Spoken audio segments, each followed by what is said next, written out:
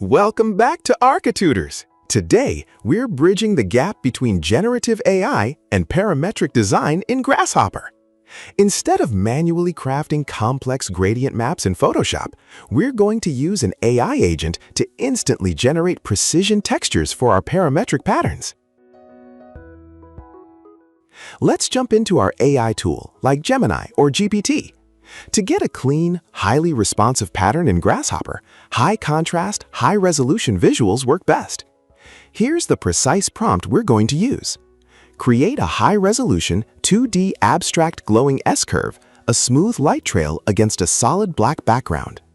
The solid black background acts as our zero baseline, while the glowing trail gives us smooth, continuous luminance transitions. You can easily tweak this prompt for spirals, geometric waves, or cellular patterns depending on the facade logic you want to test. Hit Generate, download your image, and let's bring it into Rhino and Grasshopper. I've already generated a few variations so we can test different facade iterations on the fly.